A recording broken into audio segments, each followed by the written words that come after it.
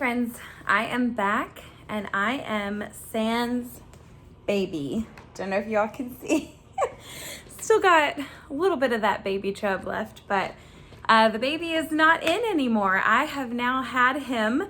Last update on this channel, I hadn't even revealed his gender yet. So I've been absent a little while.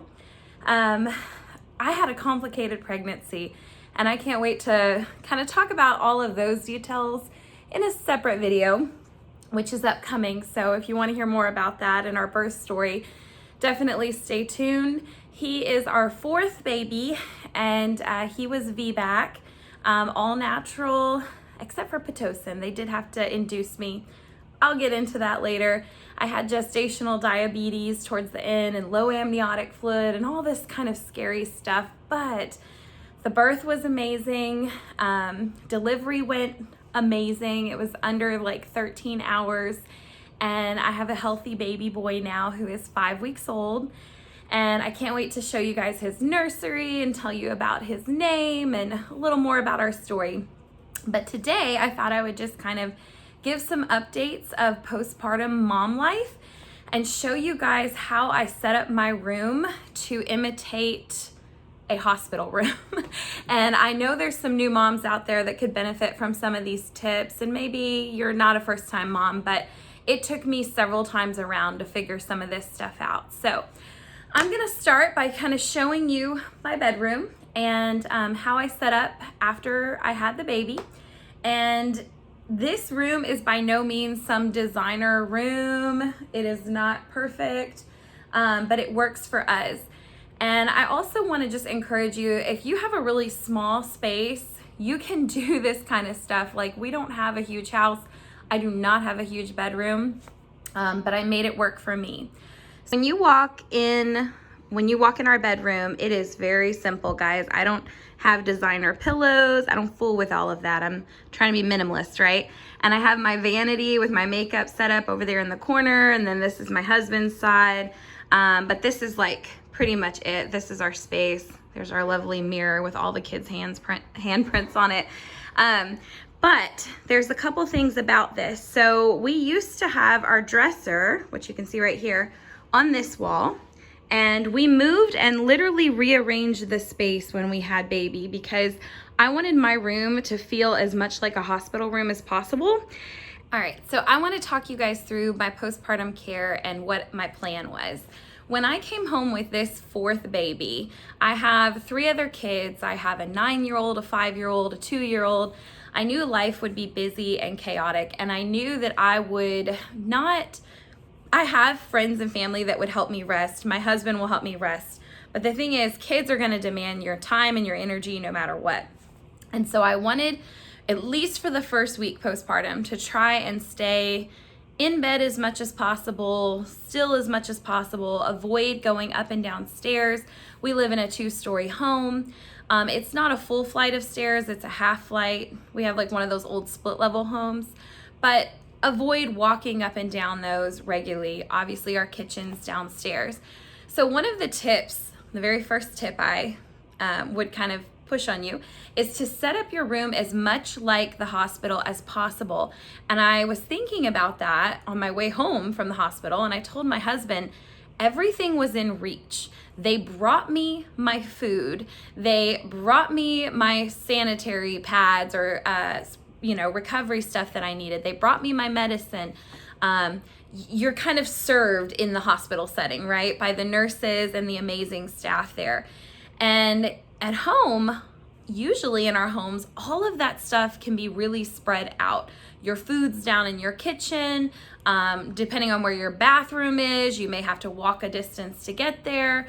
Your clothes or pajamas, I don't know where you have stuff in your home, but I knew that I wanted to, at least during this postpartum care period, put everything as close as possible in my bedroom so that like in the middle of the night, I'm not stumbling through the house trying to go to the kitchen to refill my water or grab a snack.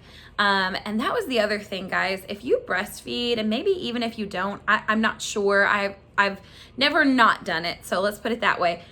you are starving. I remember in the hospital asking them for snacks in between meals because it was not enough to have the dinner that they gave me. And then they would bring me things in the nurse's station. They keep like sandwiches and graham crackers and peanut butter. And I got kind of hooked on those snacks. So when I came home, one of the things we did is we brought, as a teacher, I had a mini fridge left over from my classroom. And I had my husband bring it up to our bedroom and plug it in. And I have filled it with snacks so that in the middle of the night when I was starving in my own home, I don't have to go stumbling down the stairs to the fridge. I have everything here that I need. I've kind of moved it now because I'm not so starving anymore. That phase will kind of, as your milk stabilizes, it'll fade out a little bit. But I used to have a bucket right beside it full of all the other snacks like graham crackers and some popcorn and like pretzels and just different things. So that was my first tip, have this fridge up here. I wanted to show you guys inside the fridge right now.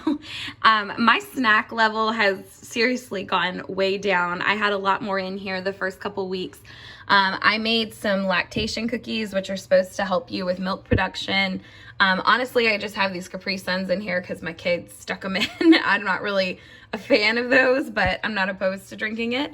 And then in my back, I've got some yogurts. I've got some little peanut butter cups. These are awesome.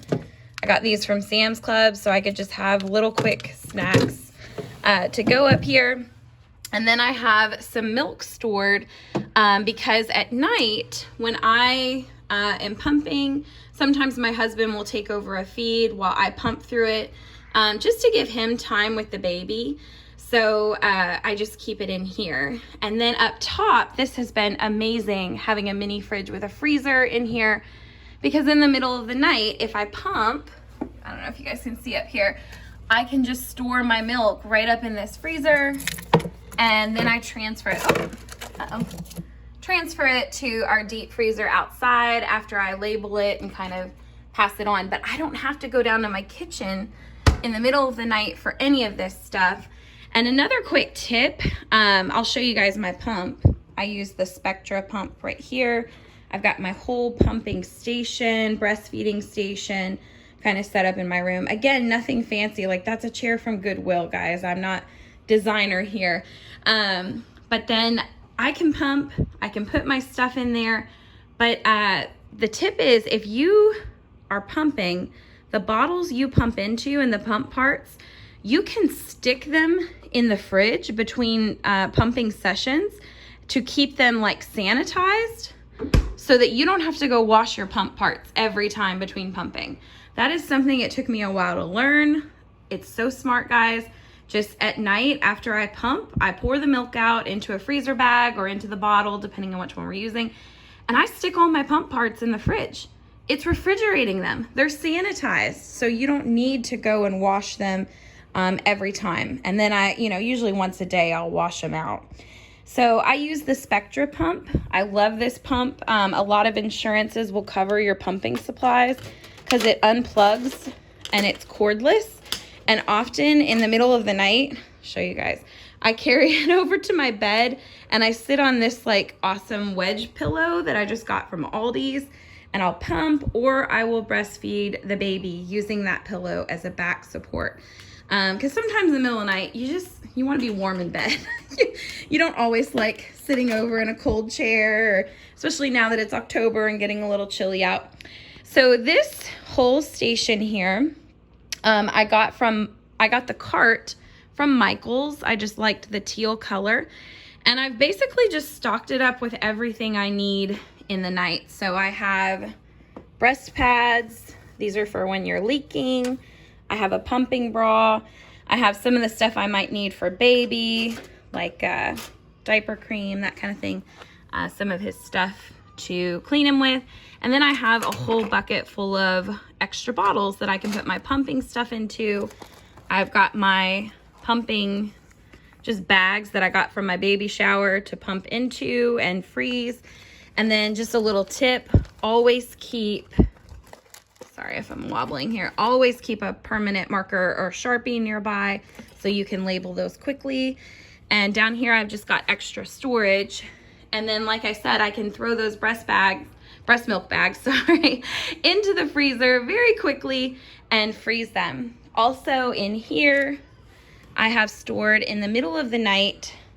So this has become really useful, and I didn't think about this, is you don't like to turn on full lighting because it kind of stimulates your baby too much. They wake up too much. So somebody had gotten me this really dark swaddle blanket, and one night it was just so bright. I had on just this light and I covered it. I'm not doing a good job right now. I just covered it with that, and it's amazing how dim it made the room. And it's like the perfect amount of dim light where you can see, but you're not like overwhelmed. So if you don't want to go get special lighting, just cover your lamps with like a blanket at night, and that won't wake you up too much, won't wake the baby up too much for those late night feeds. Is the little guy himself. I don't know if you just heard him crying in the background, but he is just fussing. It's getting near a feed time. So meet the baby. I'll probably take a break here, go feed him, and then keep showing you guys some of our setup, or he can walk around with me for just a minute and we can show you what else we have here. It's okay, buddy. We're gonna go get some food. Okay, so we'll see how much longer he lets me do this.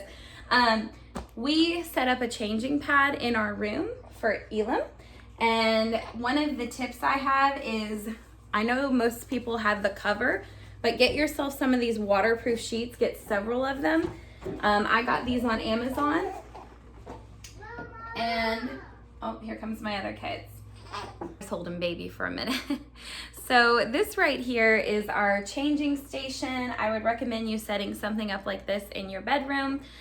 For me, here's one of my big tips. Let's see if you guys can see.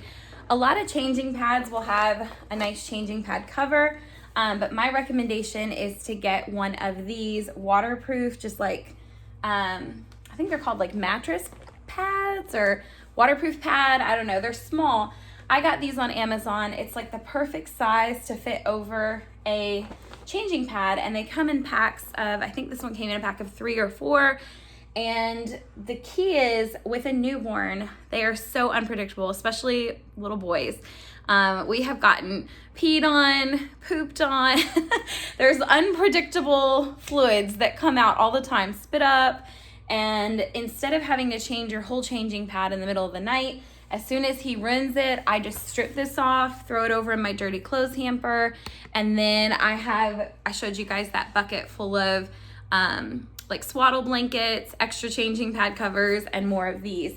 And I just swap it out. It's super easy for me. Another thing that I got that I've actually had this type of bucket for my other babies, but it was in pink because I had girls. So I went on Amazon and I found this tan version that I love, and it's always been the perfect thing to fit both the wipes warmer and all of the baby diapers, and even up to when my daughter was in pull-ups. So I just love its size, and I love that it has these fabric like edging, I guess, because you can spread them apart like I am with my finger, and you can stick a cord through that. So like this wipes warmer, the cord is going through the back to plug in, and I can have all of my stuff in one spot. So I would never be one to say, oh, go get a wipes warmer, you have to have it. But we got it as a gift, and our baby loves this. They are way more shocked and upset when we wipe them with cold wipes than this nice warm wipe in the middle of the night, especially as we head into winter. So definitely just get yourself a central station where you have all the stuff you need to take care of baby. I even, and I'll just kind of go back to this spot right here, I put spare outfits in here. So I have a couple in the middle of the night. Like I said, I have extras of those changing pad covers, everything that I need within arm's reach so that I'm not worried about trying to find all of that with baby. Behind this, in between this and the fridge, this is your absolute best friend with stains. So when I had my first kid, I could not seem to get those yellow poop stains out of if their baby's breastfed, their poop is yellow and it just stains the clothes really bad. I don't know how else to explain it. And even spit up with milk stains, they're just hard to get out. So this was the one product I found that actually always removed it for me, is if I just would spray down their clothes where the stain was with a little bit of this Dreft. It's like a baby stain remover. This got it out every time. And I know some people are very much like, you should use special detergent for babies. I use Dreft laundry detergent for the baby, I don't know, for several months of the first months of its life. And then I switched to normal, our family detergent, as long as your baby doesn't have any allergies. But this stuff is more gentle for babies. And then I just have like some lotion back here. So that's this station. Let's go to the bathroom and I'll talk you through how to set up in there. I also wanted to mention and show you guys my closet real quick. There I am. Hi. See, I've got a nice top on top and yoga pants on the bottom because I had a Zoom meeting today and we fake it up here. So hence making a video. We actually look decent today. So I keep a bag or a box in my closet at all times to toss in the clothes that the baby has grown out of. So newborns, they just change sizes so fast. I mean, literally a couple of weeks and then they're out of these sizes. So I'm changing the baby over there. If I pull out an outfit and I notice it's too small, I can immediately bring it over here and dump it in this. It's a donate pile. That way I'm not trying to stick it back in their drawer. It doesn't go somewhere where I don't know or remember. It's so much easier to manage that. And then any dirty clothes go in my dirty clothes bin in my closet. To my very outdated bathroom. We live in a kind of old house that was a fixer-upper. So you're gonna see things like this very, very vintage light fixture part of the house. But this is the last area that you really need to conquer to have stuff where you want it, especially when baby comes and you're trying to take care of yourself with your postpartum care. You want to have everything within arm's reach. So a couple things to note of what I did in here. I have this bottle and dish soap. You can use regular dish soap too, but this stuff kind of gets out milk. And I just keep it in the bathroom because in the middle of the night, if I need to wash out a bottle, or my pump parts or a pacifier or anything like that, I have it ready and handy up here instead of walking downstairs to the kitchen, and also keeping like a bottle scrub brush up here. The other thing is in the hospital, they give you this little, or at least my hospital does. Your hospital may have a variation of it. They have these little pans. I guess you call it a pan, like a bucket. It's plastic, it's super cheap. I'm not even sure what it was really supposed to be for, except to hold all the baby stuff that they gave me. But I have always brought these home and they are the perfect thing to wash my like pump parts in or bottles in. So in the bathroom, I often, if I don't want to like fill up the whole sink, I will just, and actually in my sink, it's awesome. It fits perfect. I'll just stick that in there. I'll fill it with some like hot water.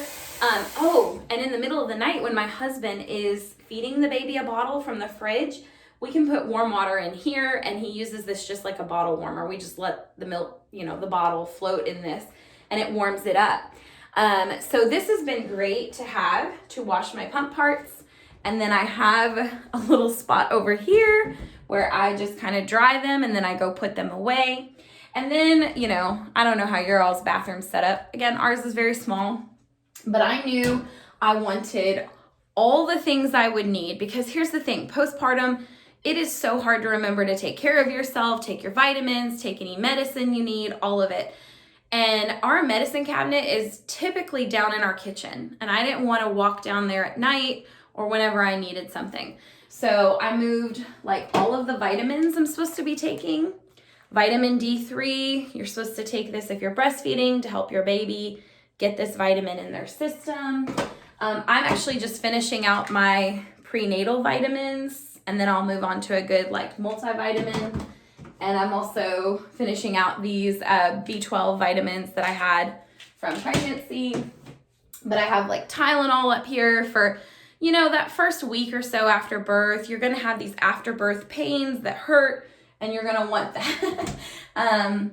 We also have like the baby's gas drops in here.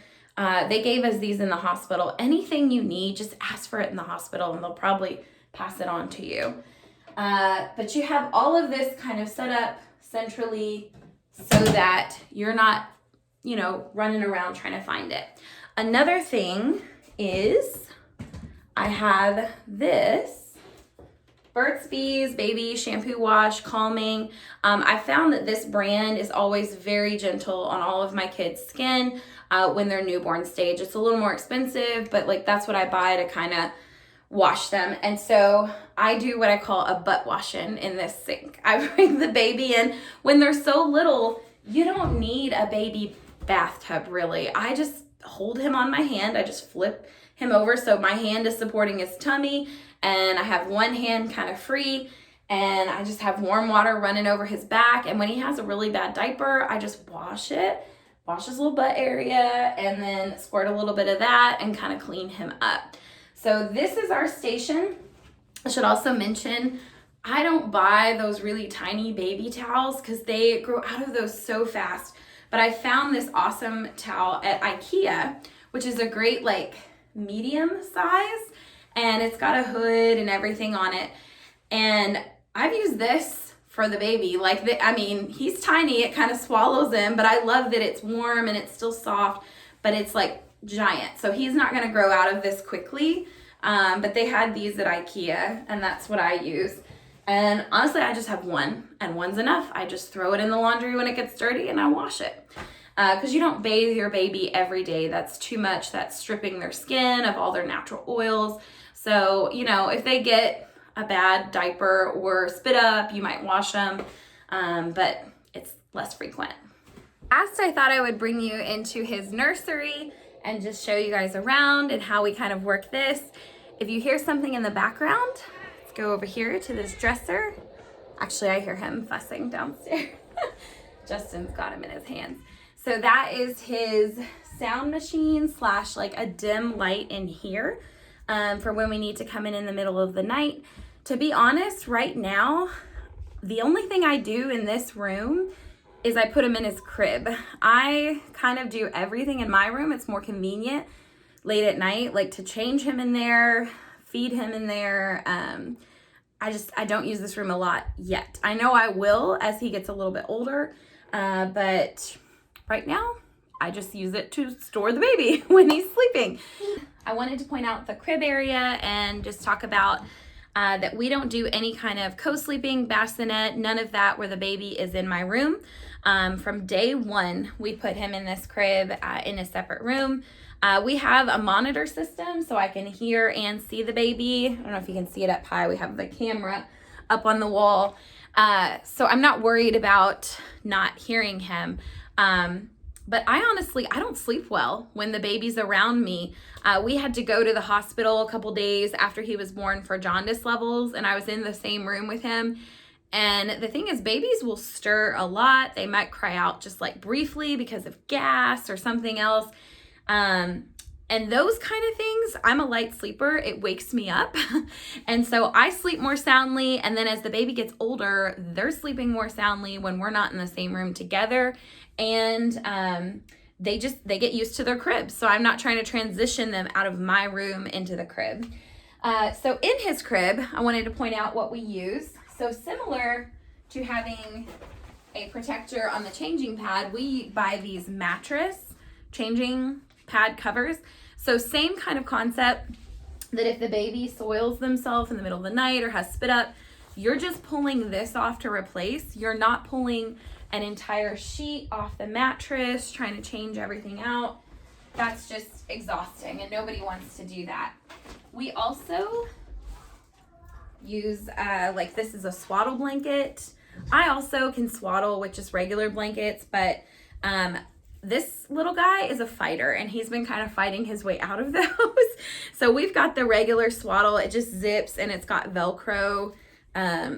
You just Velcro this around the baby and it keeps him like a nice tight swaddle. He even still sometimes fights his little arms up through that and he likes to suck on his hands.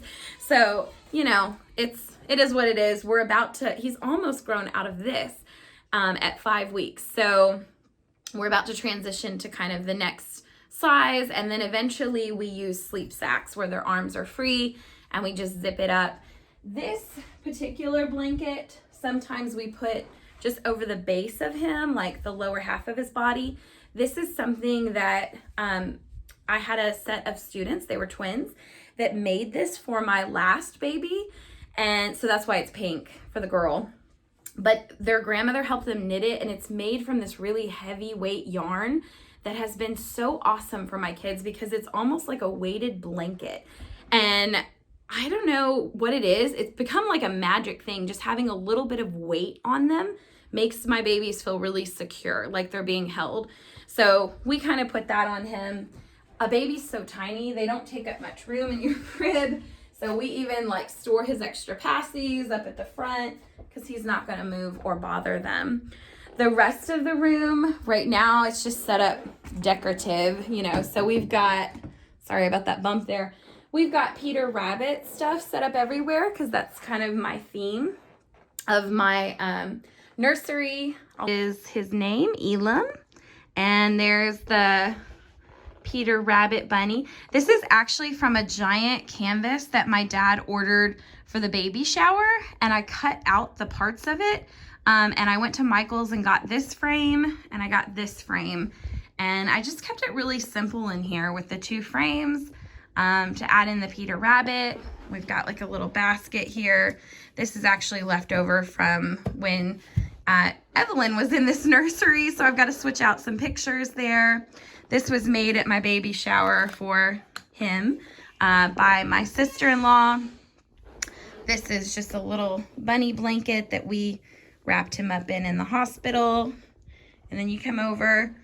Pottery Barn had these awesome crib sheets with Peter Rabbit. So that's what he has. And we have some other spare ones to change out. And then I have what will kind of eventually become my other nursing station. This chair, and then up here we've got some little toys for him, some Peter Rabbit stuff, and his announcement we use in the hospital.